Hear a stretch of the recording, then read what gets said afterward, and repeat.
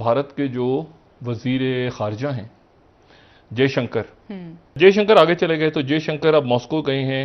जिसको Covishield vaccine लगा हुआ इंडिया का, वो जी हम उसको नहीं मानेंगे, हम वो वैक्सीन नहीं मानते, जबकि एस्ट्राजेनेका उसमें पार्टनर है। चीमा जी मजे की बात बताऊं, जयशंकर जी ने फोन किए 5-7 फोन, 8-9 कंट्रियों ने बोल दिया जी हमें कोई दिक्कत नहीं। मुझे बताइए चीमा जी, फोन करके एक्सटर्नल मिनिस्टर के वैक्सीन का फॉर्मूला बदल जाता है। अभी क्या हुआ चीमा जी कि हम ये 4 दिन पहले की बात है, मैं अपने टीवी पे था, ईमा यूरोपियन मेडिकल एसोसिएशन, नाम सुना होगा आपने क्या? उन्होंने क्या बोला, वो बोला भाई जो कोविशील्ड वैक्सीन है, हम यूरोप, उन्होंने एक वैक्सीन पासपोर्ट निकाला, जिसको कोविशील्ड वैक्सीन लगा हुआ इंडिया का, वो जी हम उसको नहीं मानेंगे, हम वो वैक्सीन नहीं मानते, जबकि एस्ट्राजेनेका उसमें पार्टनर है। फॉर्मूला वही है, केमिकली वही है। मुझे बताइए 35-36 करोड़ लोगों को वैक्सीन लग चुका है, 25 करोड़ लोगों को यही वैक्सीन लगा। इससे ना बड़ी केस स्टडी है, ना इससे बड़ा ब्रांड है, ना इससे बड़ी कोई फील्ड ट्रायल दुनिया में पॉसिबल है। ठीक है जी, अब हम डिबेट पे थे क्या करे जाए।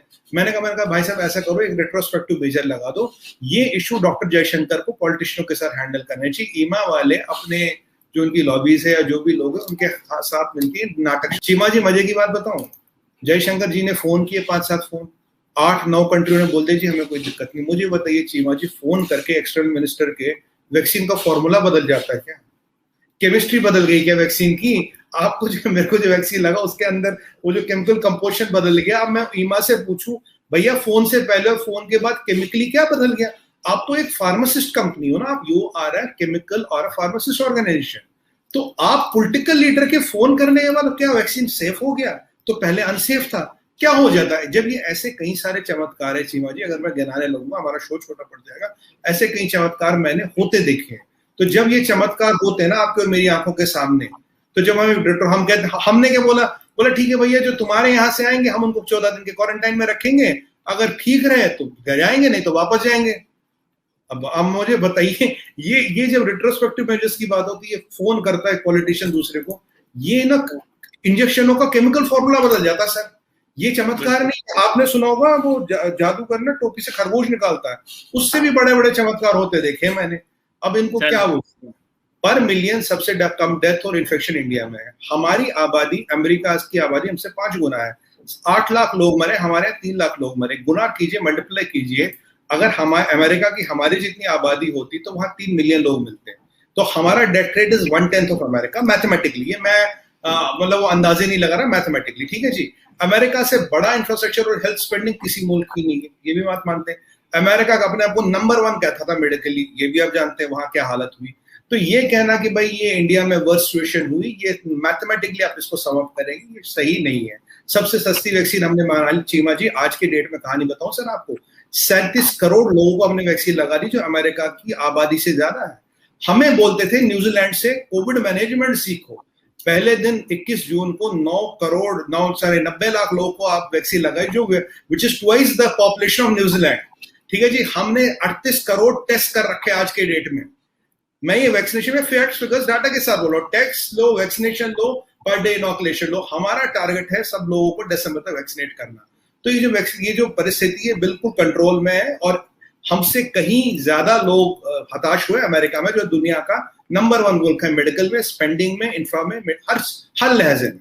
ठीक है जी, तो ये इंडिया में त्रासदी हुई, क्लाइमेट हुई, ये मैं इस चीज से इत्तेफाक राय नहीं रहूंगा। खबर ये है कि जनाब, जो इंडिया से स्टार्ट करते हैं, तो भारत के जो वजीर खारजा हैं जयशंकर, वो ईरान का दौरा उन्होंने किया, और ईरान का दौरा करके उन्होंने इब्राहिम रईसी जो नौमुंतखब सदर हैं और मुमकिन तौर पे अगले रहबर भी हो सकते हैं, उनसे उनकी मुलाकात हुई। तो ये पहली गैर मुल्की शख्सियत थी जिनकी इब्राहिम रईसी से मुलाकात हुई, और उसके बाद जो है वो मॉस्को पहुंच गए, जहां कल से वो उनकी मीटिंग शुरू होंगी। ठीक है, ठीक है। अच्छा, यहां पर अच्छा आगे बढ़ने से पहले मैं एक बात यहां पे अपने हवाले से, इसको हुकूमत पाकिस्तान या इंडियन गवर्नमेंट दोनों हक रखते हैं इसको, इस खबर की तरदीद करने का, लेकिन मैं अपनी इस खबर पे कायम रहूँगा, और वो ये है कि ट्रैक 2 पाकिस्तान और इंडिया के दरमियान कायम है। ठीक है। ये जो बयानात आए हैं डॉक्टर मोईद यूसुफ के, या उधर से ये जो वाक़या हुआ है, उसके बावजूद ये जो मकबूजा कश्मीर में एक वाक़या हुआ ड्रोन और ये सारा, इसके बावजूद ट्रैक 2 इंटैक्ट है। ठीक है, ठीक है, पाकिस्तान और इंडिया का के दरमियान ट्रैक 2 रास्ते जो हैं वो बरकरार हैं। और ये अच्छा है, ये बहुत अच्छा है कि दोनों मुल्क ये कोशिश कर रहे हैं कि इस वक्त और कोई यहाँ पे गड़बड़ ना हो। मतलब मजीद जो आने वाला, मैं थोड़ा सा आगे बात करूंगा तो शायद समझ में आए मजीद मैं समझाने की कि किस तरह से मैं किस तरह से देख रहा हूँ ये इस पिक्चर को बनते हुए। तालिबान ने बहुत अच्छा एक कदम उठाया और तालिबान का जो वफ्द है उसकी मुलाकात ईरान में अशरफ गनी हुकूमत के नुमाइंदों से हुई।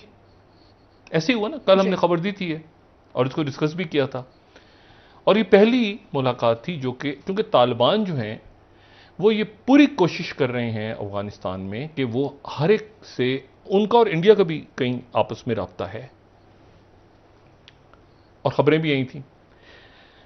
लेकिन यहां पे इशू ये है कि जो तालिबान, अच्छा जयशंकर आगे चले गए तो जयशंकर अब मॉस्को गए हैं।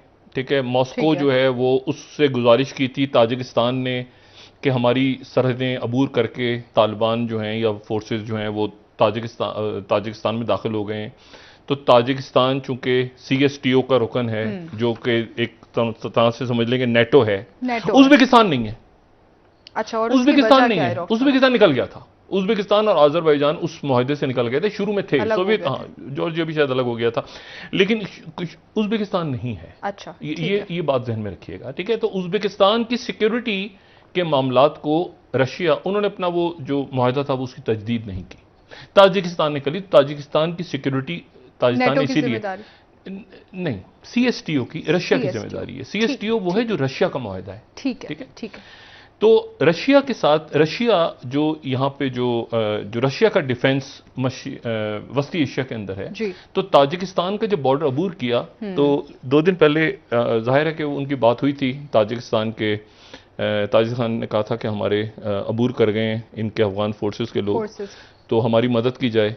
सदर पुतिन ने बात भी की थी, उज़्बेक सदर और ताजिक सदर। अब ऑफिशियली रशिया ने ऐलान किया है कि हम अपनी फोर्सेस को भेज रहे हैं। ये जो तास उनकी एजेंसी को मैं कोट कर देता हूं कि रशिया वो support for Tajikistan in case of attack from Afghan border.